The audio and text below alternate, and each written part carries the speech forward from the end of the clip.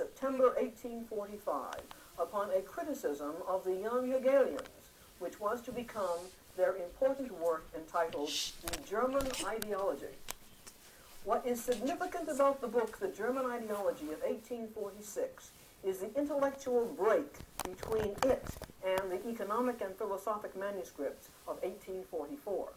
Here in the German Ideology, so soon after the 1844 manuscripts, there appears the first formulation of the so-called mature Marxism, in which the theory of self-alienated man, which had been the central theme of the 1844 manuscripts, is now shrugged off as a conception of the philosophers, and presumably as having no value. Missing from the German ideology are the idea of the self, the objectification of the human essence in objects produced, the working man's alienation from himself, world history as a loss of self, and ultimate self-regain. In place of the self and the humanistic concern of the 1844 manuscripts with self-realization, mature Marxism in the German ideology speaks about societies, labor versus capital, proletariat versus bourgeoisie. It speaks about relations and forces of production. It speaks about an economic base and an ideological superstructure. These are all words from the familiar language of mature, conventional Marxism.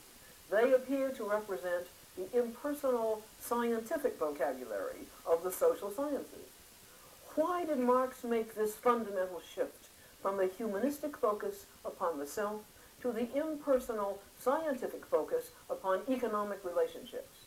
Are there two Marxisms, that of the 1844 manuscripts and that of the later scientific socialism of the German ideology, or can they be reconciled? First, in answer to the question, why this switch, several suggestions can be offered as to why Marx made the dramatic switch from understanding human life in terms of the alienation or conflict within the self to understanding it in terms of external, economic, class conflict. The taking of this step may have represented to Marx gaining the objectivity and the great prestige of social science for his theory. A second suggestion is the role of Engels.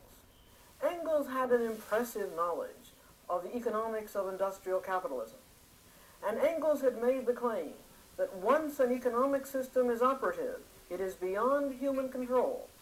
These may have influenced Marx toward economic explanation rather than philosophical explanation. And a third answer, the futility of the idealistic, philosophical, humanistic, young Hegelian movement, and the failure of this philosophic movement either to interpret or to change the world may have led Marx to turn to a scientific perspective instead. Two other explanations are psychological in nature.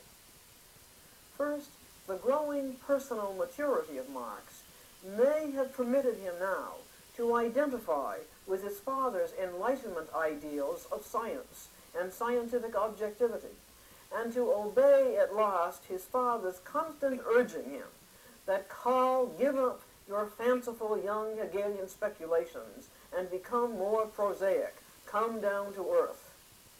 And a final explanation.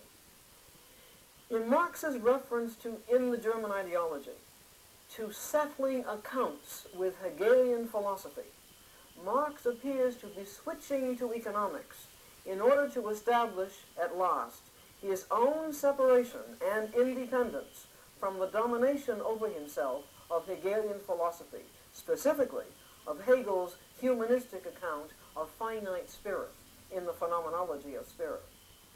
These are possible explanations of Marx's shift. There remains the need to answer the second question. Are there then two Marxisms, that of the young and of the mature Marx? And if so, can they be reconciled? What we have found is that the scenario of world history presented by the economic and philosophic manuscripts of 1844 is that of economic man's alienation from the products he has himself created, and that of regaining himself through a world revolution. This scenario is revived in the the writings of the mature Marx. Beginning with the German ideology, there is a new scenario of world history as class struggle and its overcoming by the revolution of the proletarian class and the ultimate advent of a class-less society. The scientific scenario, for the most part, eliminates the idea of the self, alienation, the drama of the loss of self and self-regain. And the new scientific scenario uses instead the impersonal concepts of labor, capital, economic production. Nevertheless, the scientific scenario of world history will continue to be expressive of the themes of alienation, conflict, revolution that produces human deliverance and salvation.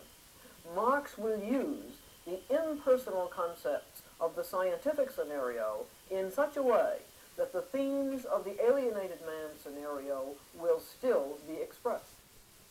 There are not two Marxisms, then, but only one, which evolves from the conflict within alienated man to the conflict of economic classes.